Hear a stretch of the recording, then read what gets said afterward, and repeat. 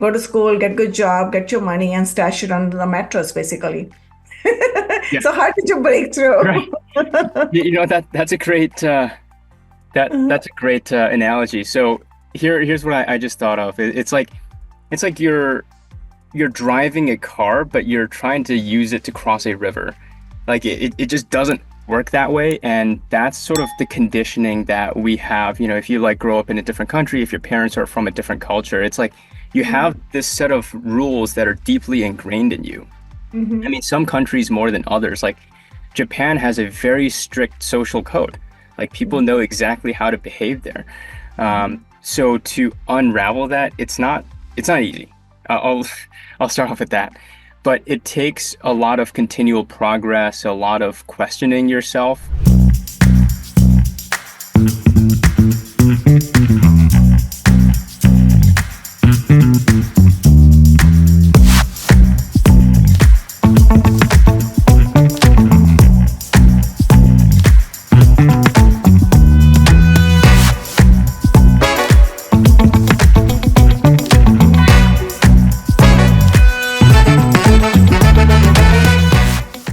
Welcome to today's show. I'm your host, Vinki Loomba. I'm a real estate investor and fund manager. And on the show, we go beyond the basics to uncover real strategies, real stories, and real opportunities to help you build wealth through real estate investing. And today, I have a really special guest, my good friend, Leo Young, with me. Leo is a real estate entrepreneur and co founder of Cornell Communities, specializing in recession resilient mobile home park investments. After ranking as Tesla's top regional salesperson, he shifted to real estate, overseeing over 50 plus million in transactions and 500 plus units. Today, he helps first generation wealth builders invest passively in one of the real estate's most durable and misunderstood asset classes. Welcome, Leo, to our show today. Thank you, Vinky. Very excited to be on. Thanks. I'm super excited to learn about your journey. And today we'll be discussing from sales to mobile homes, building wealth with global perspective and grit.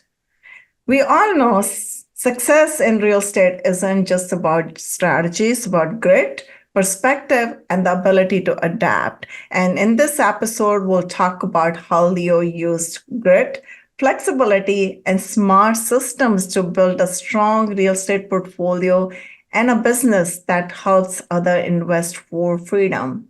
So I'm going to start with the first question, Leo. My first question is your journey from Tesla to trailers. You were the top regional salesperson at Tesla. What made you leave a successful corporate career to start investing in mobile home parks? And why mobile home parks? There's multiple other asset classes.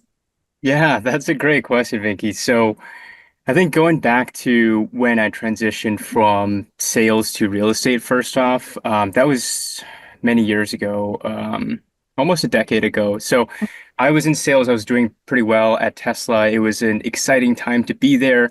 There was a lot going on in the company at the time. They were launching their mass market vehicle. So there's a lot of things breaking at the company. They almost went bankrupt for that time, but everyone was really, really focused and bought into the mission, and everyone went 120% every single day.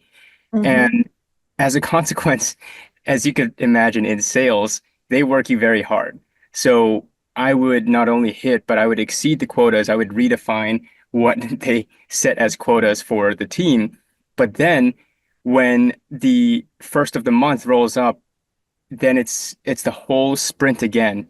I would have to run so hard and do it every single month, and it just felt like I was in a hamster wheel, and it really didn't feel good. I was truthfully getting burnt out, just putting in that energy into things. So I thought to myself, there has to be a way to generate some sort of cash flow, some sort of stream of income that allows me to just live. If I suddenly had something happen to me, let's say I got hit by a car or something, I couldn't go to work, then money still comes in. So that led a string of Google searches, which led me to real estate. And then I did some research into that. I was looking at bigger pockets. found the idea of syndications, of passive investing. So I did my research on that, saved up very hard, and then I invested into my first deal as a limited partner. Then when I got my first distribution check, I was hooked. I I remember I was so surprised to Mm, just get this deposit in my bank account without doing any work. So when I got my first distribution check, I knew I was onto something. So I wanted to get into real estate more, learn everything about it, and just really see where I could take it as far as my career goes. So then I got my real estate license. I was doing residential and commercial real estate. I think I was just a student of the industry, really just drinking from the fire hose, learning from everywhere that I can. I've done many different kinds of transactions as a result of that and learned a lot. So after that, I worked at a real estate fund for a while, a nationwide fund, just mhm. helping them acquire properties. That's what gave me the sort of analytical approach to real estate. And then I was approached by a buddy of mine who got done working at a fund that specifically bought mobile home parks. So we sat down, he explained the asset class to me, the kind of good that it does for society. And I really, that stuck with me. So it really resonated with me. And when he said, "Do you want to start this company together?" I said yes. So then we're off to the races. That was a little more than 3 years ago now. So so far, so good. Nice. Nice. Congratulations, right? Mobile home parks. But you Great. did the fund management before and you did other asset classes too, I assume, right? The fund was not investing in mobile home parks, was it? No, no, the fund was in the telecom space actually. It was a very niche kind of real estate that they were Mhm. after. But it did teach me how to underwrite deals and just give me that exposure of, more so commercial transactions, how they're negotiated, how they're structured, and managing the diligence timeframes, et cetera. Nice. So let's go back to your Tesla journey. Tesla, I was going to say it used to be one of the like everybody's favorite company because I Yeah. remember that when I was It teaching goes up and down, you know. all the People time. used to love it. Yeah.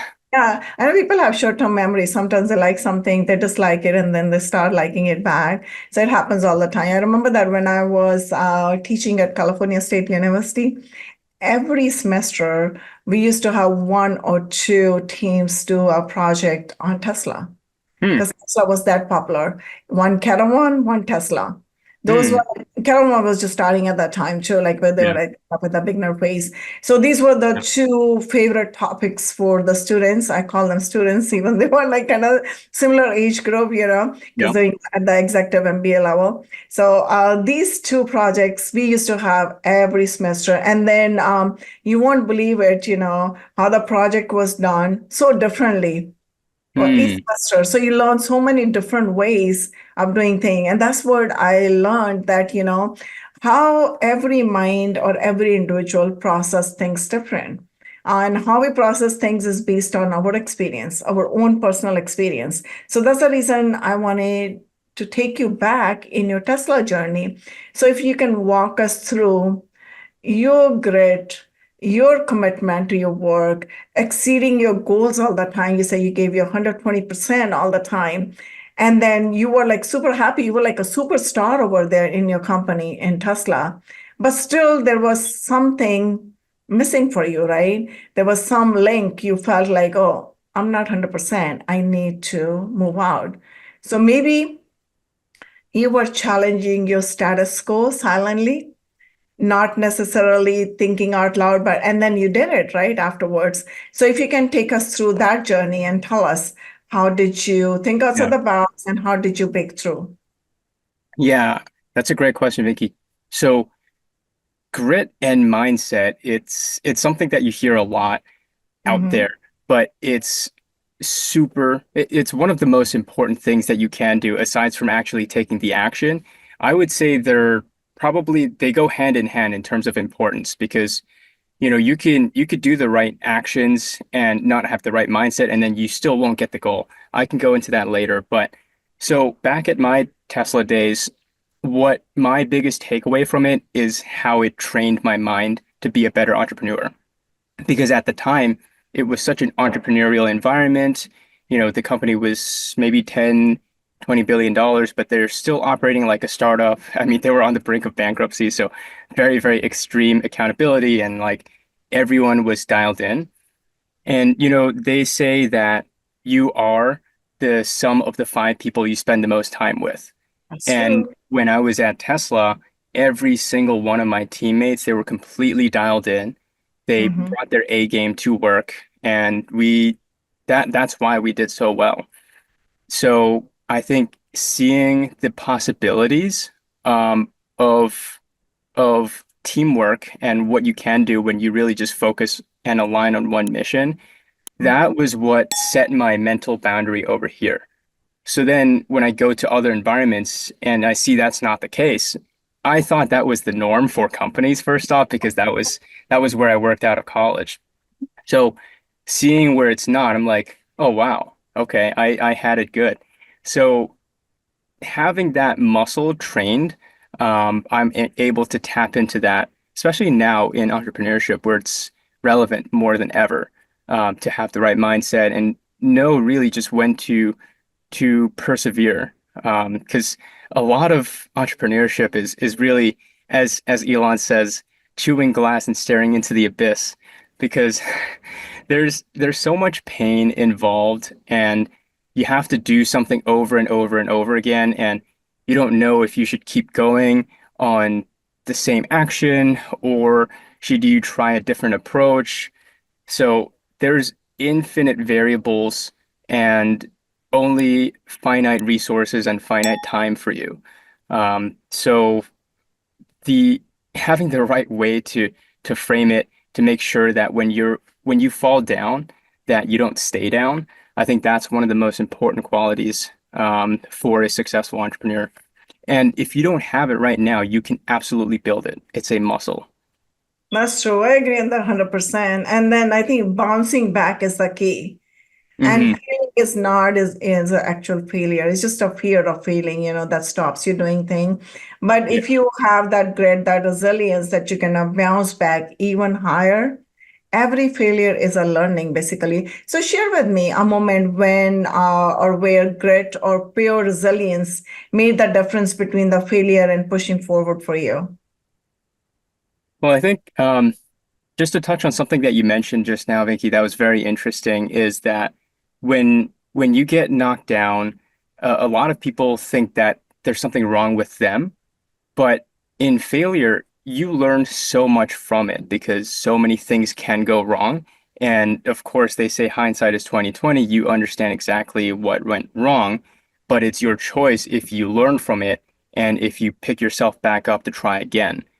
So I think for for me, I learned from an early time that failure is not bad.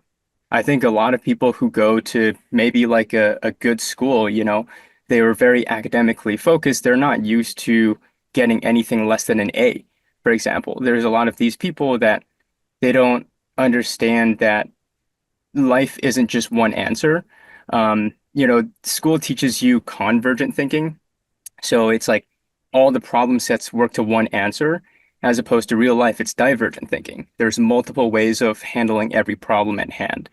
So understanding how to digest and learn from your experiences, that's tremendously important. But then also not being afraid to put yourself out there, being imperfect and just learning from it, I think that's equally important as well.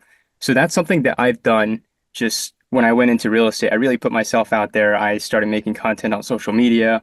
I was like everyone out there. I was, when I clicked the button on the camera, I was getting nervous. I was like, oh, do I look good? Like the typical things. But you'll face that kind of feeling in business, but you through working through it, you become a better person. So I think the journey is the reward in terms of entrepreneurship. That's true. I agree on that. And you said it very well. It's a journey, right? So as long as you are on this journey and enjoying the process in this journey, this journey is going to give you multiple opportunities over and over again. Because it's like it's going to see your trend like you were doing in Tesla, right? You're producing more and more and more, and you're getting more and more and more. I think life works a kind of similar way too. So let's talk about your first generation of wealth building. I just saw in your bio that you talk about your first generation wealth building. So you focus on helping first generation wealth builders. What unique challenges do you face, and how do you can help them to overcome some of the Mm. challenges? So the interesting part about the first generation or immigrants is that we really so I was an immigrant. I grew up in Hong Kong. I came over here, and I had a very different relationship with money, with success, with Mhm. family. So I think I bring that over to the US and see that I mean, the mindset around money is very different here. People view it differently. They spend a lot easier versus like for me, I'm always like save, save, save, and like it's like why am I spending money on that? At least that's what I was raised with. So I think for a lot of people, it's learning how to change their relationship with money. Because what I see a lot of people, especially immigrants, maybe call it Chinese people in general, is Indian too. yes, exactly. They like to save and they don't like to spend. And when it Mhm. comes to investing, they don't like the idea of risk. They just want to keep their money in a bank account and watch it grow. And while that framework may make sense in their country, so like in China and Asia, the mantra is save until you buy a house, and then the house will build you wealth. Mhm. But as we see right now in China, the real estate market is doing terrible. It's dropping 20, 30%. People's life savings are going down. So when you move into a different country, it's very important to learn that country's game. So Okay. every country has a tax code, and that tax code is essentially a rule book to the game that you're playing in that country. So you learn that, you learn what kind of behavior is incentivized and not incentivized by the government, then you sort of work backwards. You're like, okay, this is my goal. How do I get here with these goals or with these rules? And in real estate, that sort of led me to real estate. Sorry, in the US, that led me to real estate. Oh, wow. So you're talking about tax code, right? So can you shed some light on that too? What exactly that is and how that's differ country to country? Yeah, so depreciation is huge in the US and also what's called a 1031 exchange. I Right. mean, us investors were super familiar with it, but for Right. a lot of people, they're not accustomed to that idea that, let's say, when you sell a property that you don't have to pay taxes on it, you can actually roll the funds into the next property and defer your taxes until you sell at the end. Mhm. So people aren't used to that. And the interesting statistic is that, let's say in Canada, which is a country that doesn't have something like a 1031 exchange, their holding period on average for a home is around 7 years. Is around 20 years, whereas in the US, it's 7 years. Mhm. And why that is beneficial is because real estate as an industry, it actually helps a lot of job growth and helps the economy, it helps the job growth because there's lenders, contractors, insurance people, title company, all that stuff. Like whenever you close on a property, you're really indirectly supporting a lot of jobs. So when you do that, that's when the economic value is created. So the US government likes that. So they want to encourage you to do that. And then as an investor, you get to benefit from not paying taxes right now. You could defer it, and then you can essentially pass it on to your heirs. So why that's relevant is, I mean, that's just one of the big rules for, It is a big rule, right? It's a big wealth generation strategy right there in yeah. itself, which we did not know in our own countries, basically. I don't even know if it exists over there. Right.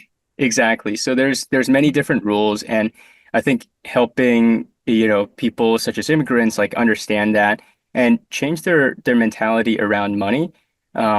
Because, a lot of people they were given this playbook from society or something that says go to school, get a good job, contribute to your 401k, and then by the time you're 65, you'll be good to retire. But A, that playbook, because of inflation, because of just everything that's going on in the economy, seems like sort of a far-fetched dream. That's why, a lot more people are looking into alternative assets, something that gives them a better return and that helps them reach their financial goals sooner. So you have people looking into that, and that's part of what I teach as well. Um, but yeah, I think that's the the most important thing to keep in mind is that there's options out there. I think going back to what you're saying on mindset is that you should always be thinking that there is a solution. You're never trapped in your situation, and there's always resources or people that can help you. Wow, that's really good advice right there. So let me ask you this. So how did you release those money blocks in you? Because this, like you were talking earlier, it's just like you're building a muscle in your mind is a muscle too, basically, working on it over and over again. Because like I heard multiple times like this before in my corporate career too, right? They used to say that if you wanted to be a manager, when I was early on when I started, you need to walk like manager, you need to talk like manager. So the similar principle is applicable in every part of the life, right? So if you want to have the money, you have to release those money blocks. You have to act like a rich person. You have to talk like a rich person. You have to live like a rich person. You have to think like them, right? So, but it's a lot of effort to let go all those blocks because we were conditioned certain ways, right? Go to school, get good job, get your money, and stash it under the mattress, basically. Yeah, So how did you break through? right. That's a great Mhm, that's a great analogy. So here's what I just thought of. It's like you're driving a car, but you're trying to use it to cross a river. Like it just doesn't work that way. And that's sort of the conditioning that we have. If you like grow up in a different country, if your parents are from a different culture, it's like you have this set of rules that are deeply ingrained in you. I mhm, mean, some countries more than others. Like Japan has a very strict social code. Like people mhm, know exactly how to behave there. mhm, So to unravel that, it's not easy. I'll I'll start off with that. But it takes a lot of continual progress, a lot of questioning yourself, questioning mhm, your assumptions, because as you learn new things, you should continuously recycle and refresh your assumptions that you've been holding because they may not hold true. I mean, like for me, it's one of the biggest ones is that I shouldn't just keep my money in the bank. I mean, it's making like what, like 1%, like 2% at most in a high yield account or something. And, for some time I was like, okay, maybe a CD is the way to go. But like, just changing that mindset because that's what I learned growing up. Um, mhm. yeah. That's good. I mean, that's a good analogy right there. Let's move on to our asset class, mobile home park, right? I asked you earlier, why mobile home parks? You mentioned that you had your friend and he kind of showed you the way to invest in mobile home parks, and that's how you got started. So, of all the asset classes in real estate that drew your attention, basically, mobile home parks. So, obviously they're right more tangible that you think that you can bet on basically and a lot of people I hear they call them it's more like a recession resilient. So if you can take us through that journey, and then growing into mobile home parks, what does that look like for you? So you're saying how I got to focus on mobile home parks or why I Yeah, like how you them? got started and then Mhm. why is the recession resilient as a class? Yeah, okay. So part of what drew me to mobile home parks, as I mentioned earlier, it was part economic and part societal. So I'm a very mission-driven person. Just from my time at Tesla, I'm really driven to make the world a better place.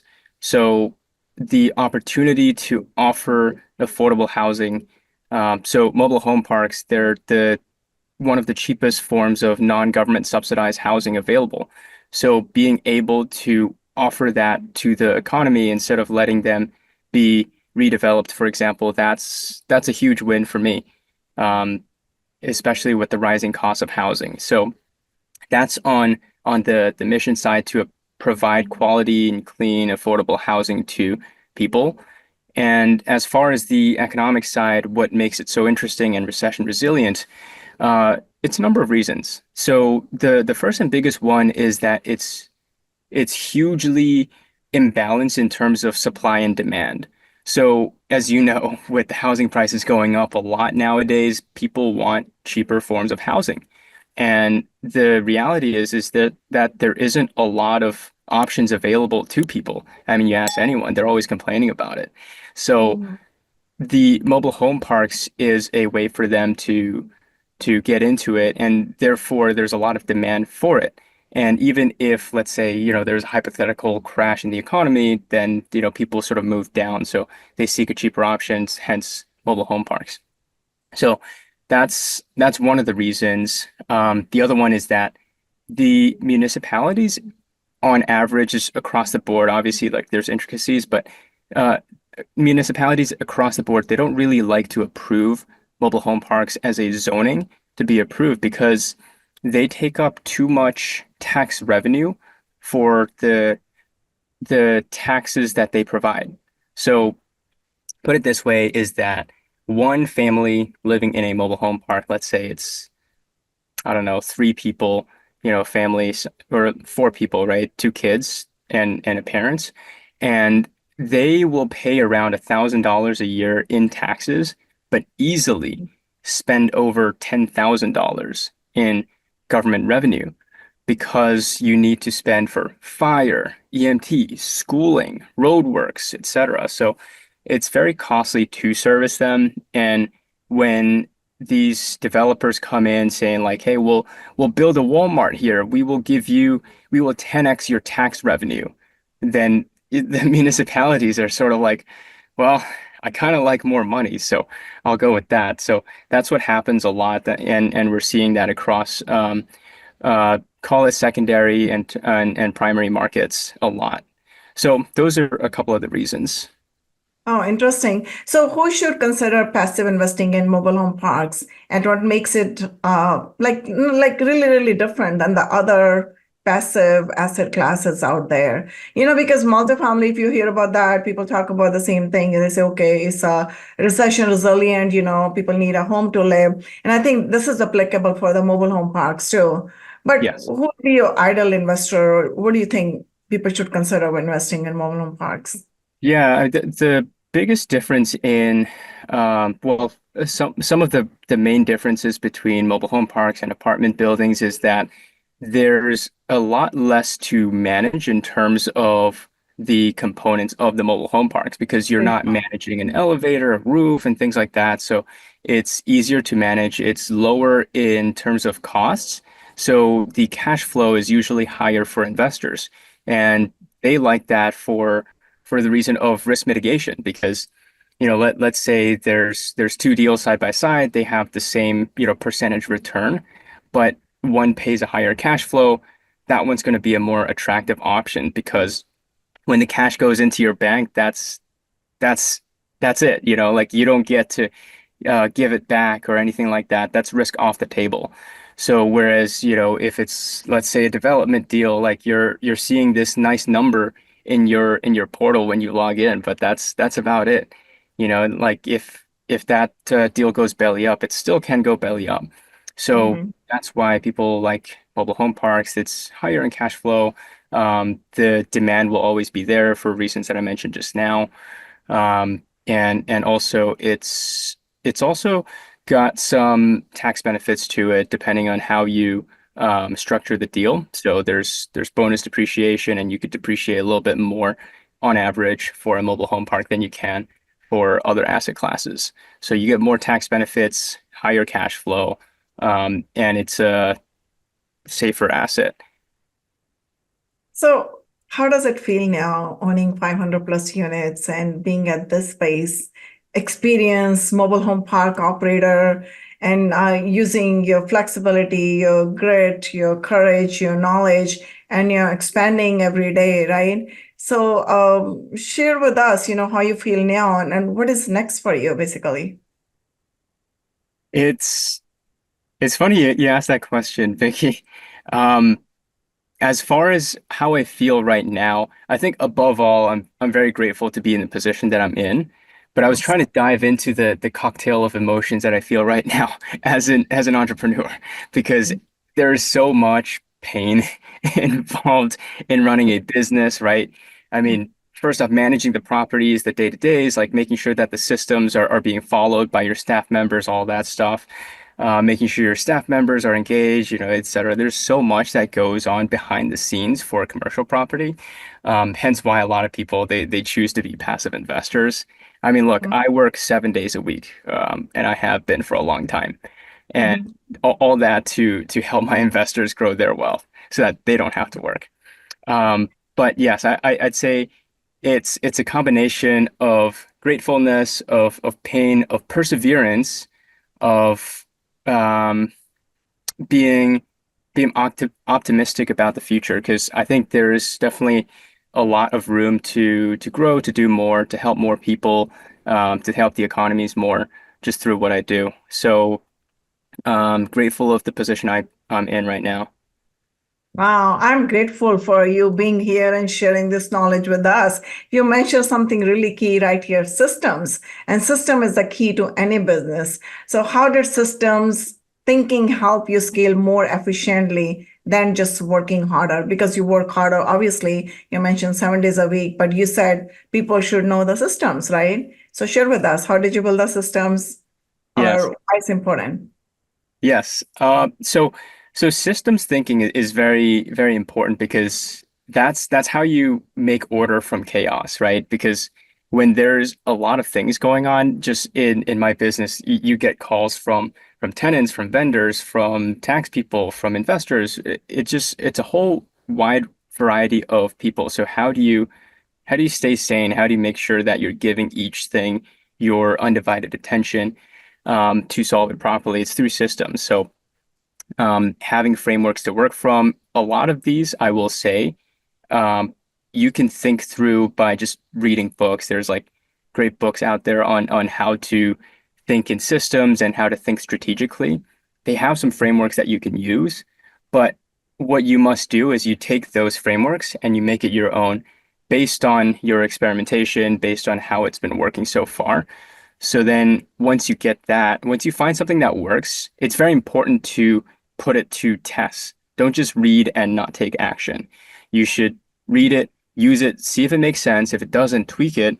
Once you find something that works, then you teach your team to do it.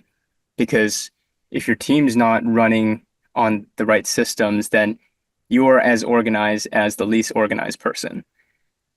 Yeah, I like that. And you said take action. I think that's the most important thing. And we were Yeah. talking about my previous recording too about the same thing, how action is more important, the implementation is more important than just reading books or just learning something, So this brings us to kind of at the end of the show. But before we move into a rapid fire round, I'm going to ask you, share one more golden nugget with my audience. It could be mindset, it could be anything.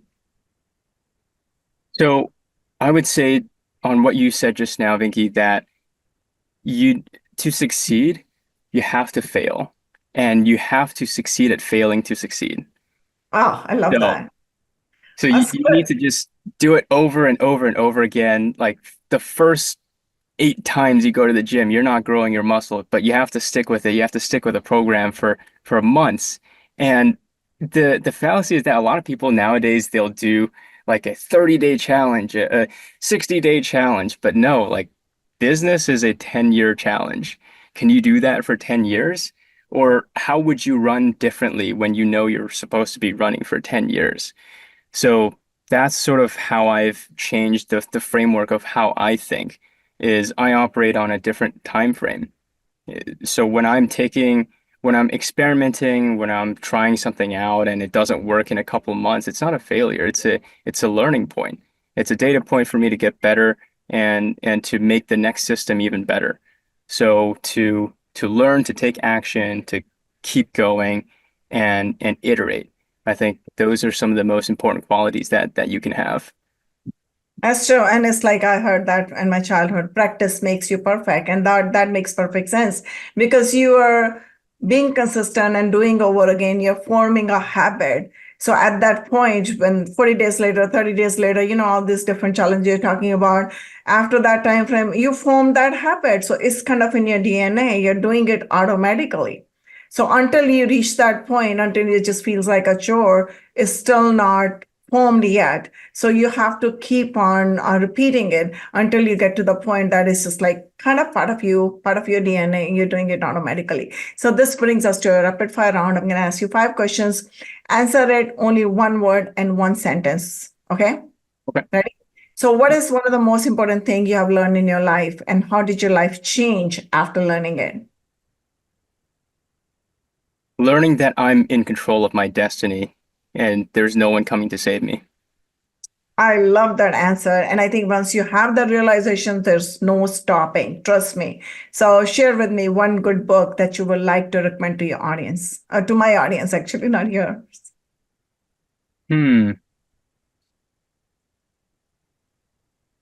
Breaking the Habit of Being Yourself by Dr. Joe Dispenza.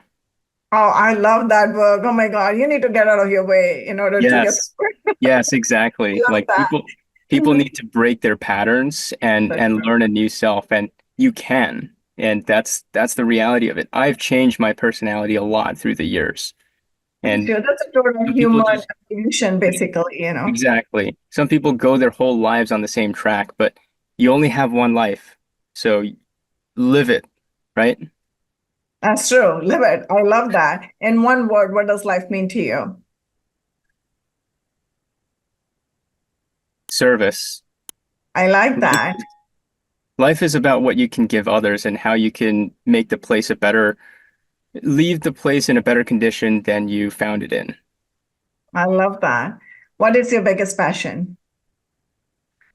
My biggest passion is bettering myself and bettering others. I like that. If you could turn back in time and talk to your younger self, what would you tell yourself and why? Two answers. Buy Bitcoin 10 years ago. Because back when I was younger, I really wanted to buy Bitcoin and I just, I bought a little bit, but not enough. Um, And so don't now sell it. That's the other thing to it. I I know, bought I it, know. but sold it. I sold it for barely any gain. I thought I was so smart back then. But okay, this is first answer. Second Yeah. answer. What I would tell myself if I was younger is that you have time, but don't take so much time to do the thing. So Mhm, you have more time than you think you do in your life, but also that doesn't mean you cannot act with a sense of urgency. mhm. I love that because I think time is still limited. It feels like a very long life, but the right time and the right action is very important. So, how can people reach out to you? Reach out to me on LinkedIn. You can find me under Leo Young, or you can reach out to me on Instagram at Leo Young Real Estate, or through my website, leoyoungrealestate.com, or through my company's website, cornellcommunities.com. Thanks, Leo. I really enjoyed our conversation. I'm looking forward to seeing you again soon. Thank you so much, Vinki. It's a pleasure. I'll see you next time. See you. Have a good one. Bye. You too. Bye. Thanks for tuning in to the Wealth Vibes Show. If you enjoyed the episode, be sure to subscribe and leave us a 5-star review. And don't forget your free gift. Download the Busy Professional's Guide to Real Estate Investing at loombainvest.com. See you next time with another amazing guest and another powerful conversation.